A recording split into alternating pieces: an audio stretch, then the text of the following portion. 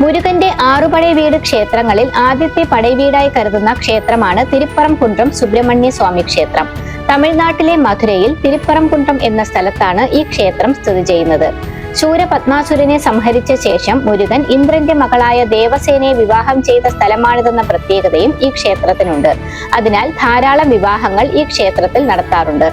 അതുകൂടാതെ വിവാഹ തടസ്സങ്ങൾ മാറുന്നതിനായി ധാരാളം ഭക്തർ ഇവിടെ എത്തി പ്രാർത്ഥനകൾ സമർപ്പിക്കാറുണ്ട്.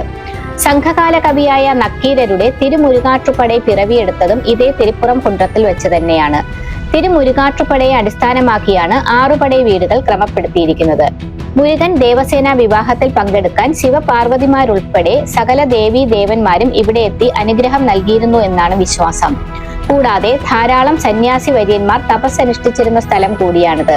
അതിനാൽ ദേവന്മാരുടെയും സന്യാസി വര്യന്മാരുടെയും അനുഗ്രഹം നിറഞ്ഞു നിൽക്കുന്ന പുണ്യഭൂമിയാണ് തിരുപ്പറംകുന്றம். മുരുകൻ വിവാഹവേഷത്തിൽ ദേവസേനയോടൊപ്പം ഉപവിഷ്ടനായാണ് ഇവിടെ ദർശനം നൽകുന്നത്. ഇതൊരു ഗുഹാക്ഷേത്രം എന്നതിനാൽ മൂലസ്ഥാനത്തെ പ്രദക്ഷിണം വെക്കുക സാധ്യമല്ല. മുരുകനോടൊപ്പം മൂലസ്ഥാനത്തിനടുത്തായി ശിവൻ, ദുർഗ, വിഷ്ണു, ഗണപതി എന്നിങ്ങനെ പഞ്ചദൈവങ്ങളെ ഒരുമിച്ച് ദർശിക്കാനാകും എന്നൊരു പ്രത്യേകതയും ഇവിടെയുണ്ട്. ഇവിടെ മുരുകന് അഭിഷേകം നടത്താറില്ല, പകരം വേലിനാണ് അഭിഷേകം നടത്തുന്നത്.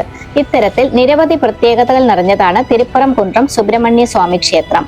ആഴത്തിലുള്ള ഭക്തിയോടൊപ്പം വാസ്തുവിദ്യാ ശൈലിയിലും ഗംഭീരമായ ഈ ക്ഷേത്രം ഭക്തരുടെയും ഗവേഷകരുടെയും മനസ്സിൽ ഒരുപോലെ സ്ഥാനം പിടിച്ചിട്ടുണ്ട്.